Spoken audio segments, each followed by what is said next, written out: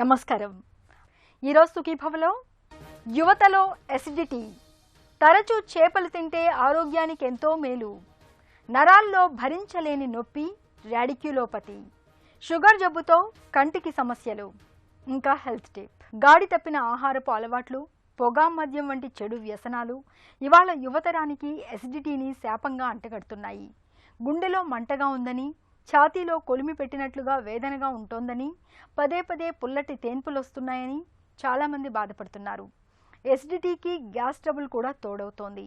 ఈ నేపథ్యంలో యువతలో ఎసిడిటీకి కారణాలు, పరిష్కార మార్గాల గురించి ఇప్పుడు తెలుసుకుందాం.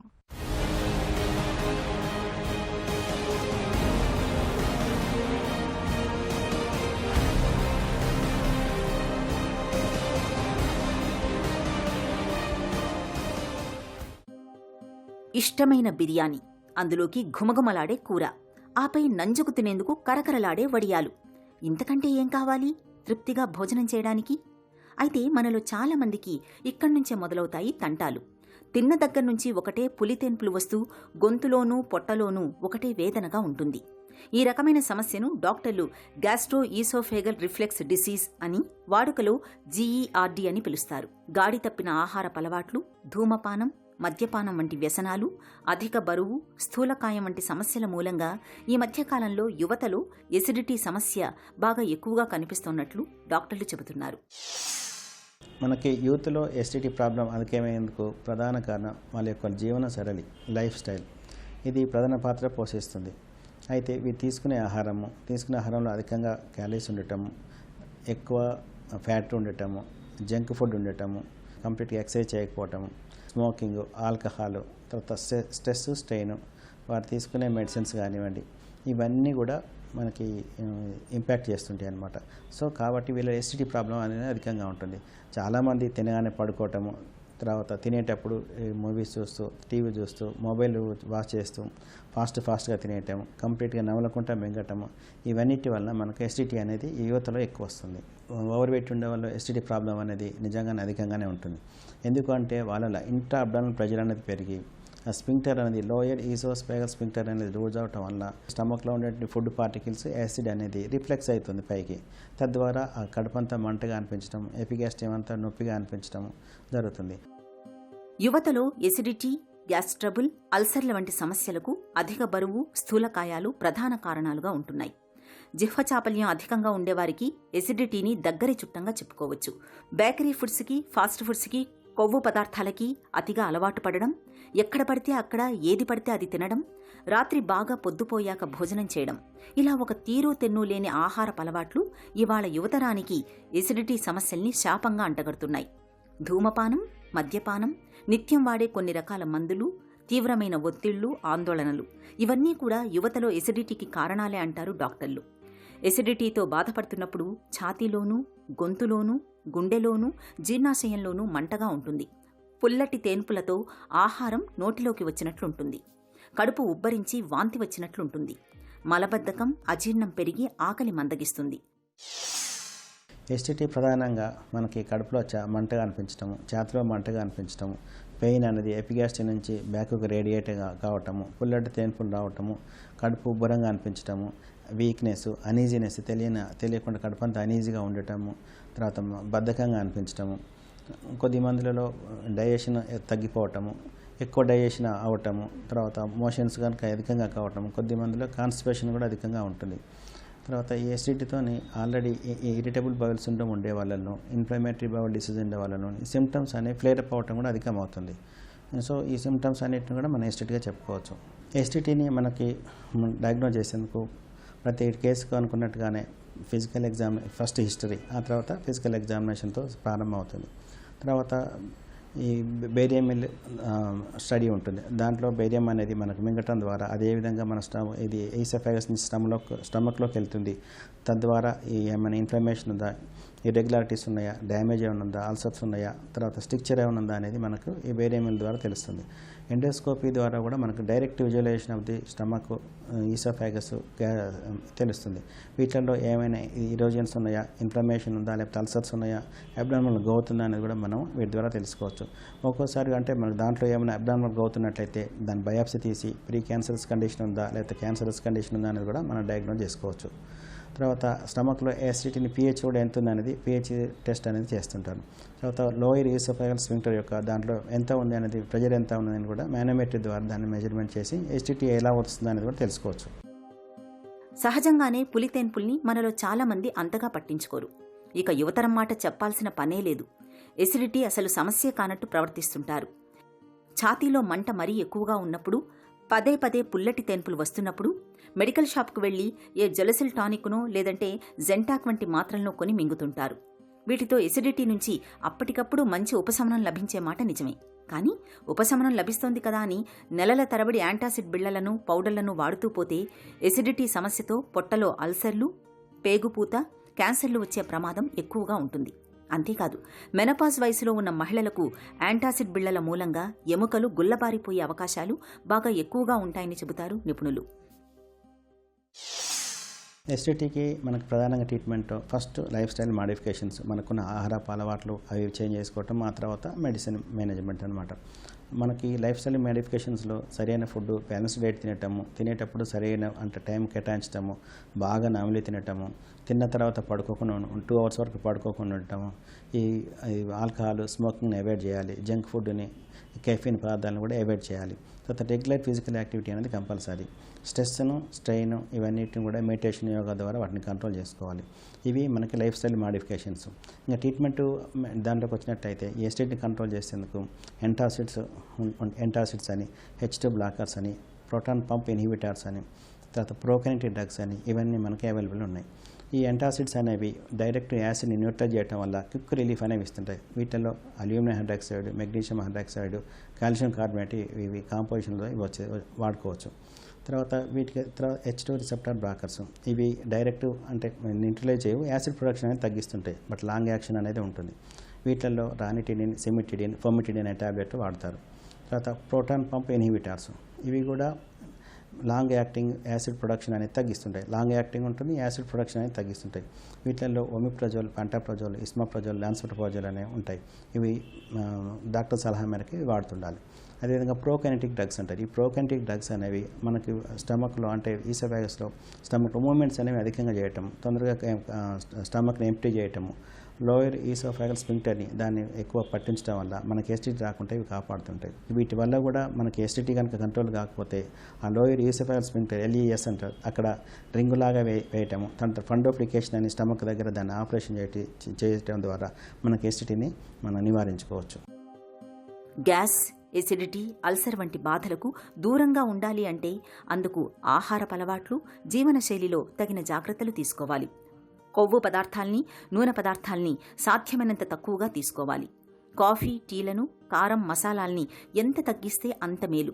ఇక పులుపుగా ఉన్న పదార్థాలకు దూరంగా ఉండాలి. తిన్న వెంటనే పడుకునే అలవాటు ఎసిడిటీని మరింత పెంచుతుంది. బరువును అదుపులో ఉంచుకోవాలి. ధూమపానం, మద్యపానం అలవాట్లకు దూరంగా ఉండడం సదా శ్రేయస్కరం. మానసిక ఒత్తిళ్లు, ఆందోళనల్ని తగ్గించుకోవాలి. నిర్ణీత వేళకు భోజనం చేయడం, అది కూడా ప్రశాంతంగా తినడాన్ని అలవాటు చేసుకోవాలి. ఎసిడిటీ మరీ తీవ్రంగా ఉన్నప్పుడు డాక్టర్ని సంప్రదించి తగిన చికిత్స తీసుకోవాలి. ఇలా అన్ని రకాలుగా తగిన జాగ్రత్తలు తీసుకోవడం ద్వారా ఎసిడిటీ, గ్యాస్, అల్సర్ల వంటి సమస్యల్ని చాలా వరకు నివారించుకోవచ్చు. జపాన్లోని ఒకినావా ద్వీపానికి చెందిన ప్రజలకు ఒక ప్రత్యేకత ఉంది. అదేమిటంటే అక్కడి ప్రజల్లో చాలామందికి జీవితకాలం సగటున 100 ఏళ్లకు పైగానే ఉంటుంది.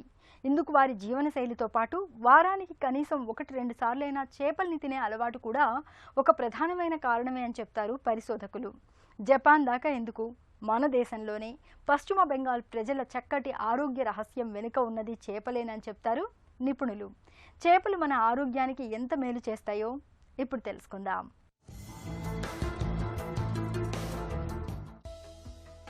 మాంసాహారంపై మక్కువ చూపించే వాళ్ళు చికెన్, మటన్ వంటి జంతు మాంసాల కంటే చేపల్ని తినడాన్ని అలవాటుగా మార్చుకోవడం వారి భవిష్యత్ ఆరోగ్యానికి చాలా మేలు చేస్తుందని చెబుతున్నారు పరిశోధకులు. చేపల్లోని ఒమేగా-3 రకానికి చెందిన కొవ్వులతో ఎన్నో రకాల ఆరోగ్య ప్రయోజనాలు కలుగుతున్నట్లు ప్రపంచ ఆరోగ్య సంస్థ సైతం గుర్తించింది. ఒమేగా-3 కొవ్వులతో మనకు ఒనగూరే లాభాలను ఒకసారి చూడండి. గుండెపోటు ముప్పు బాగా తగ్గుతుంది. రక్తంలో చెడు కొలెస్ట్రాల్ తగ్గి మంచి కొలెస్ట్రాల్ పెరుగుతుంది. శ్వాస సంబంధిత సమస్యలు చాలా వరకు తగ్గుతాయి. శరీరంలో రక్త ప్రసరణ చక్కగా ఉంటుంది. రక్తపోటు చక్కగా అదుపులో ఉంటుంది. పురుషుల్లో ప్రోస్టేట్ క్యాన్సర్ను తగ్గిస్తుంది. అలాగే శరీరంలో క్యాన్సర్ కణాల వ్యాప్తికి అడ్డుకట్ట పడుతుంది. చేపలు తీసుకోవడం వలన వ్యాధి నిరోధక శక్తి పెరిగి బరువు తగ్గుతారు. ఒమేగా కొవ్వులకు వాపును తగ్గించే గుణం ఉంది. కీళ్ల నొప్పులతో బాధపడేవాళ్లు తరచూ చేపల్ని తినడం మంచిది. చేపలు తినడం వలన అల్జీమర్స్ వ్యాధి, మానసికపరమైన ఒత్తిడి తగ్గుతుంది. చేపలు తిని బరువు తగ్గించుకోవచ్చు. చేపల్లో క్యాలరీలు చాలా తక్కువ, కొవ్వు దాదాపు ఉండదు. చేపలు తినేవారు ఆరోగ్యంగా ఉంటారని అనేకసార్లు పరిశోధకులు చెప్పారు. వారంలో 4 రోజులు చేపలు తినేవారు చాలా కాలం బ్రతుకుతారని, వారికి ఎలాంటి జబ్బులు రావని వైద్యులు అంటున్నారు. వయసు పెరుగుతున్న కొద్దీ మన మెడలోని ఎముకలు కూడా అరిగిపోతూ వస్తాయి. ఈ అరుగుదల అనేది కొందరిలో ఎక్కువగాను మరికొందరిలో తక్కువగాను ఉండొచ్చు. ఇలా మెడలోని ఎముకలు అరిగిపోవడాన్ని స్పాండిలోసిస్ అంటారు. ఇలాంటి పరిస్థితుల్లో అరిగిపోతున్న ఎముకల మధ్యన నరాలు ఒత్తిడికి గురవుతూ ఉంటాయి. ఇలాంటప్పుడు నరం ఒత్తిడికి గురయ్యే చోట తీవ్రమైన నొప్పి బాధిస్తూ ఉంటుంది. నొప్పి కూడా భుజాల్లోకి చేతుల్లోకి పాకుతూ ఉంటుంది. ఈ రకమైన పరిస్థితిని ర్యాడిక్యులోపతిగా పిలుస్తారు డాక్టర్లు. నరాల్లో తీవ్రమైన నొప్పిని తెచ్చిపెట్టే ర్యాడిక్యులోపతి గురించిన పూర్తి వివరాల్ని ఇప్పుడు తెలుసుకుందాం. ఈ వెన్నుపూసకి డిస్క్కి వెనకాల దాన్ని సర్వైకల్ కెనాల్ అని ఉంటుంది, స్పైనల్ కెనాల్ అని ఉంటుంది. ఈ స్పైనల్ కెనాల్లో మనకి స్పైనల్ కార్డ్ అనేది వెళ్తూ ఉంటుంది. ఈ స్పైనల్ కార్డ్ నుంచే మనకి మెడ దగ్గర నుంచి అయితే సర్వైకల్ రూట్స్ అంటాం. మెడ దగ్గర అయితే వెన్నుపూసకి మధ్య ఉన్న డిస్క్ జారితే ఈ నరాన్ని ఒత్తేస్తుంది. ఈ నరాన్ని ఒత్తేసినప్పుడు మనకి ఏమవుతుందంటే మెడ దగ్గర నుంచి 8 నరాలు చేతుల్లోకి వచ్చేస్తాయి. మనకి ఏ నరాన్ని అయితే ఒత్తేస్తుందో ఆ డిస్క్, ఈ నరం ఎటువైపు సప్లై చేస్తుందో అటువైపు మనకి జాలులాగా కానీ, నొప్పిలాగా కానీ, లేదంటే తిమ్మిరిలాగా కానీ, లేదంటే అటువైపు వచ్చిన నరానికి సప్లై చేసే మజిల్స్ పటుత్వం తగ్గిపోవటం వల్ల కానీ మనకి దీన్ని ర్యాడిక్యులోపతి అంటాం. ఫస్ట్ డాక్టర్ గారు చూసిన తర్వాత ఎక్స్రే కానీ, కొన్ని ప్రాబ్లమ్స్ డిస్క్ బాగా బల్జ్ అయినా, ఎటువైపు బల్జ్ అయింది, ఎంత బల్జ్ అయింది, ఎంత నరువు ఒత్తుకుంటుంది, ఈ స్పైనల్ కార్డ్లో ఎంత ఒత్తిడి జరుగుతుంది, ఇవన్నీ ఏంటంటే మనకి ఎంఆర్ఐలోనే తెలుస్తాయి. చాలా 90 నుంచి 95% ప్రాబ్లమ్స్ కేవలం రెస్ట్ తీసుకొని చిన్న పెయిన్ కిల్లర్స్ వాడి ఫిజియోథెరపీ చేయించుకుంటే 95% ప్రాబ్లమ్స్ తగ్గిపోతాయి. ఓన్లీ 3 నుంచి 5% ప్రాబ్లమ్స్ మాత్రమే ఎవరికైతే పెయిన్ కిల్లర్స్తో ఇట్లా ఫిజియోథెరపీతో తగ్గదో వాళ్ళు మాత్రం నెక్స్ట్ లెవెల్, అంటే కొంతమంది మాత్రం సర్జరీ చేయించుకోవాల్సిన అవసరం ఉంటుంది. షుగర్ జబ్బు కాలం గడుస్తున్న కొద్దీ మన కంటి చూపుకు ఎసరు పెట్టేస్తుంది. చాప కింద నీరులా నెమ్మదిగానే మన కంటి చూపును కబళించేస్తుంది. మన కళ్ళపై షుగర్ దాడి మొదలైందని మనం గుర్తించే లోపే జరగాల్సిన నష్టం జరిగిపోతూ ఉంటుంది. ఏళ్లు గడుస్తున్న కొద్దీ కంట్లోని సూక్ష్మ రక్తనాళాలు దెబ్బతినడం మొదలవుతుంది. దీంతో చూపు క్రమంగా దెబ్బతినిపోతుంది. రెటినోపతి సమస్య కూడా మొదలవుతుంది. మధుమేహం కారణంగా తలెత్తే ఈ సమస్యల్ని నివారించుకోవడానికి ముందు నుంచి తగిన జాగ్రత్తలు తీసుకోవాలని చెప్తారు డాక్టర్లు. షుగర్ జబ్బుతో మన కళ్ళకు ఎదురయ్యే సమస్యల తాకిడి ఎలా ఉంటుందో, మధుమేహం బారి నుంచి మన కంటి చూపును ఎలా కాపాడుకోవాలో డాక్టర్ని అడిగి ఇప్పుడు తెలుసుకుందాం.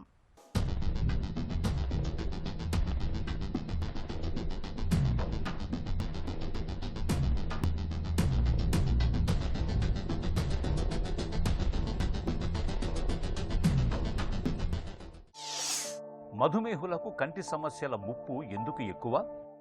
ఈ మధుమేహ వ్యాధి ఉన్న వాళ్లకు కంటి జబ్బులు ఎందుకు ఎక్కువ అంటే, ఈ మధుమేహ వ్యాధి ఉన్న వాళ్లకు బ్లడ్లో షుగర్ శాతమే ఎక్కువగా ఉంటుంది.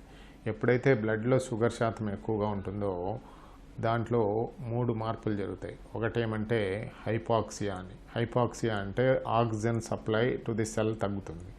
రెండోది ఆక్సిడేటివ్ స్ట్రెస్, అంటే సెల్లో జరిగే మార్పులకు స్ట్రెస్ ఉంటుంది. మూడోది ఇన్ఫ్లమేషన్ అంటాం. ఇన్ఫ్లమేషన్ అంటే దాని సెల్ వాల్ పైన వచ్చే మార్పులను ఇన్ఫ్లమేషన్ అంటాం. ఈ oxidative stress, hypoxia and inflammation వల్ల ఈ సెల్ డెత్ జరిగిపోతుంది, ఆ సెల్ డ్యామేజ్ జరిగిపోతుంది. ఈ సెల్ డ్యామేజ్ జరిగినప్పుడు కంటిలో కానీ ఇంకా ఏదైనా బాడీలో కానీ చిన్న రక్తనాళాలు ఉంటాయి. ఈ చిన్న చిన్న రక్తనాళాలు పగిలిపోవడము, చిన్న చిన్న రక్తనాళాలు మూసుకోవడము జరుగుతుంటుంది. సో దీనివల్ల ఏమేమి జరుగుతాయంటే, మైక్రో అన్యూరిజమ్స్ అనేటివి, హిమరేజెస్, డాట్ హిమరేజెస్ అనేటివి, ఈ ఫ్లూయిడ్ అంతా చేరుకునే దానివల్ల ఎగ్జుడేషన్ అనేటివి జరుగుతుంటాయి. ఇంకా లేటర్ స్టేజెస్లో కొత్త రక్తనాళాలు పుట్టుకోవడము, రక్తస్రావం జరగడము జరుగుతుంటుంది. కాబట్టి ఈ డయాబెటీస్ ఉన్నవాళ్ళు కంట్రోల్లో ఉండాలా. ఎక్కువ రోజులు ఉన్న వాళ్లకు హై రిస్క్ ఆఫ్ రెటినోపతి ఉంటుంది. కాబట్టి ఇది మనము గమనించుకుంటూ ఉండాలి. మధుమేహంలో సాధారణంగా కనిపించే కంటి సమస్యలేంటి? హై షుగర్ వల్ల ప్రతి సెల్లు డ్యామేజ్ అవుతుంది కాబట్టి ప్రతి పార్ట్ జరుగుతుంది. సో రెటీనా డ్యామేజ్ జరుగుతుంది. దీన్నే డయాబెటిక్ రెటినోపతి అంటారు. రెండో important structure optic nerve. So optic నర్వ్ని ఏమంటారంటే పాపిల్లోపతి అని, ఆప్టిక్ న్యూరైటిస్ అని, యాంటీరియర్ ఇస్కిమిక్ ఆప్టిక్ న్యూరోపతి అని, central retinal artery occlusion, central retinal vein occlusion, branch retinal artery occlusion, branch vein occlusion అని ఇలాగా డయాబెటీస్ వల్ల రెటీనాకు వచ్చే జబ్బులు. నెక్స్ట్ ఇంపార్టెంట్ స్ట్రక్చర్ ఏది అంటే లెన్స్. సో ఈ లెన్స్ క్యాట్రాక్ట్ ఫామ్ అవుతుంది. ఈ క్యాట్రాక్ట్నే శుక్లము అంటారు. మామూలు వాళ్ళతో కంపేర్ చేస్తే డయాబెటీస్ వాళ్లకు శుక్లాలు 10 సంవత్సరాల ముందుగానే వస్తూ ఉంటాయి. మూడోది కంటి ప్రెషర్ పెరగడం. సో కంటి ప్రెషర్ పెరిగేదాన్ని గ్లాకోమా అంటారు. ఈ డయాబెటిక్ పేషెంట్స్లో ఈ ఓపెన్ యాంగిల్ గ్లాకోమా అనేది ఒకటి, సెకండరీ గ్లాకోమాస్ అని కామన్గా మనం చూస్తుంటాం. ఇంకా ముందు భాగం పోతే కార్నియా అంటాం. ఈ కార్నియాలో కూడా సెన్సేషన్స్లో మార్పులు, డ్రైనెస్ అనేది కూడా చూస్తాం. దానికి పక్కన ముందు భాగం రెప్పల్లో అయితే స్టైస్ వస్తూ ఉంటాయి, చిన్న చిన్న గుల్లలు వస్తూ ఉంటాయి. ఇది కూడా డయాబెటీస్లో కామన్. నెక్స్ట్ కన్ను గుడ్డు తిప్పేదానికి కంటి కండరాలకు బ్లడ్ నర్వ్ సప్లై ఉంటుంది. ఈ నర్వ్స్లో ముఖ్యమైన 3వ nerve, 3rd nerve, 4th nerve, 6th nerve. ఈ నర్వ్ పారాలసిస్ కూడా ఈ డయాబెటీస్లో కామన్గా చూస్తుంటాం. ఇది కాకుండా ఆప్టిక్ నర్వ్ వెనక భాగానికి బ్లడ్ సప్లై తగ్గిపోయి బ్రెయిన్కు కూడా బ్లడ్ సప్లై తగ్గిపోయి కూడా చూపు మందగించడము, చూపు పూరా తగ్గిపోవడము జరుగుతుంటుంది. మధుమేహంలో కనిపించే కంటి సమస్యల్లో ఏవి ప్రమాదకరమైనవి? ప్రాబ్లమ్స్లో మరీ సీరియస్ అయినది రెటీనాకు సంబంధించినవి, ఆప్టిక్ నర్వ్కి సంబంధించినవి. రెటీనాకు సంబంధించిలో non proliferative retinopathy and proliferative retinopathy అంటాం. ప్రొలిఫరేటివ్ రెటినోపతి అంటే కొత్త రక్తనాళాలు పుట్టుకురావడం. ఈ ప్రొలిఫరేటివ్ రెటినోపతిలోనూ చాలామంది చూపు పోగొట్టుకోవడం జరుగుతుంది. దీనికి కారణం ఏమి అంటే విట్రియల్ హెమరేజ్ రావడము, ట్రాక్షనల్ రెటినల్ డిటాచ్మెంట్, రెటినానే ఊడిపోవడము జరిగి చూపుపోతుంది. ఇంకా నరువు వల్ల పోతే ఇస్కిమిక్ ఆప్టిక్ న్యూరోపతి అంటే మన ఆప్టిక్ నరువుకు బ్లడ్ సప్లై పోవడం, లేదంటే సెంట్రల్ రెటినల్ ఆర్టరీ అక్లూజన్, సెంట్రల్గా సప్లై చేసే ఆర్టరీనే బ్లాక్ అవడం, or central retinal vein occlusion. అలాగా ఆప్టిక్ నరువుకు సంబంధించి రెటీనాకు సంబంధించిన జబ్బుల ద్వారా కంటి చూపు పూరా పోయే అవకాశం ఉంది. కాబట్టి ఇవి 2 సీరియస్ జబ్బులు. డయాబెటిక్ రెటినోపతి, క్యాట్రాక్ట్స్, గ్లకోమా, వీటికి చికిత్స ఎలా? దీంట్లో డయాబెటిక్ రెటినోపతికే ట్రీట్మెంటు ముఖ్యం.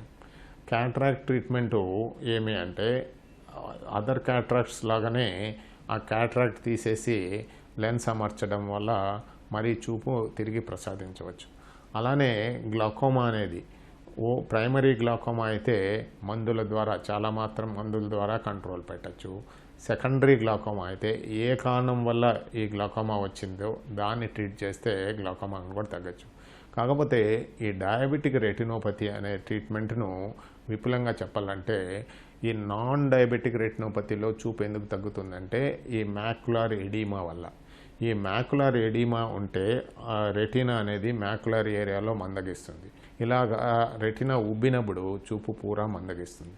సో ఈ మ్యాక్యులర్ ఎడీమాను తగ్గించేదానికి ఇంట్రావిట్రియల్ ఇంజెక్షన్స్ అని ఉన్నాయి. ఈ ఇంట్రావిట్రియల్ ఇంజెక్షన్స్లో యాంటీవెజ్ ఇంజెక్షన్స్, దీంట్లో ఎవాస్టిన్ అని, లూసెంటిస్ అని, రాజుమ్యాబ్ అని, ఐలియా అని, ఇలా రకరకాల ఇంజెక్షన్స్ దేనికి ఎవరికి ఏది సూట్ అవుతుంది అనేది డాక్టర్ నిర్ణయిస్తారు. ఇంకా కొంతమందికి అవసరమైతే స్టీరాయిడ్ ఇంజెక్షన్స్ కూడా ఇస్తాము. సో నెక్స్ట్ ఏమి అంటే యాడెడ్గా లేజర్ ట్రీట్మెంట్. సో ఈ లేజర్ ట్రీట్మెంటు, ఇంట్రావిట్రియల్ ఇంజెక్షన్స్ ద్వారా ఈ non proliferative diabetic retinopathy treatment ఉంటుంది. ఈ ప్రొలిఫరేటివ్ డయాబెటిక్ ట్రీట్మెంటు మెయిన్గా పాన్ రెటినల్ ఫోటోకోయాగులేషన్. రెటీనా అంతా లేజర్ చికిత్స ఇచ్చి దాన్ని కొత్త రక్తనాళాలు రాకుండా చూస్తాం. అవసరమైనప్పుడే యాడెడ్గా ఇంట్రావిట్రియల్ ఇంజెక్షన్స్ ఇస్తుంటాం. మధుమేహులు కళ్ళ విషయంలో ఎలాంటి జాగ్రత్తలు తీసుకోవాలి? ఈ డయాబెటీస్ ఉన్న వాళ్ళకు రెటినోపతి వచ్చే ఛాన్స్ ఎక్కువ అని మనం గమనించుకోవాలి.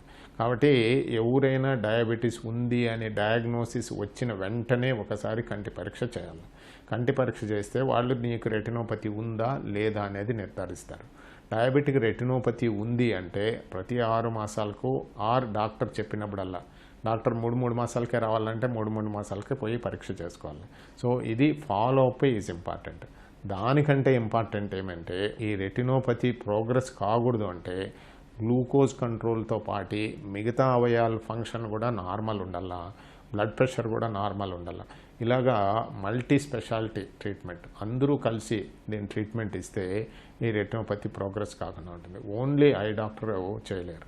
ఏ టీమ్ ఎఫర్ట్ చేసి మనం అందరూ కలిస్తే ఈ డయాబెటీస్తో చూపు పోకుండా కాపాడుకోవచ్చు. షుగర్ జబ్బు ఒక సైలెంట్ కిల్లర్ లాంటిది. నిశ్శబ్దంగానే మన చూపును కబళించేస్తుంది. షుగర్ దాడి నుంచి మన కళ్ళను కాపాడుకునేందుకు తరచుగా కంటి పరీక్షల్ని చేయించుకుంటూ ఉండాలి. ఆహార, వ్యాయామాలు, మందుల సాయంతో షుగర్ జబ్బును ఖచ్చితంగా అదుపులో ఉంచుకోవాలి. ఇక ఈరోజు కార్యక్రమాన్ని ముగించే ముందు ఆంధ్ర హాస్పిటల్స్ సమర్పించే ఒక చిన్న చిట్కా మీకోసం. మొటిమల తాలూకు మచ్చలు తగ్గడానికి బొప్పాయి గింజల గుజ్జు బాగా పనిచేస్తుంది. బొప్పాయి గుజ్జుకు కాస్త తేనెను కలిపి తరచూ ముఖానికి పట్టిస్తూ ఉంటే ముఖంపై మొటిమల తాలూకు మచ్చలు క్రమంగా మాయమైపోతాయి.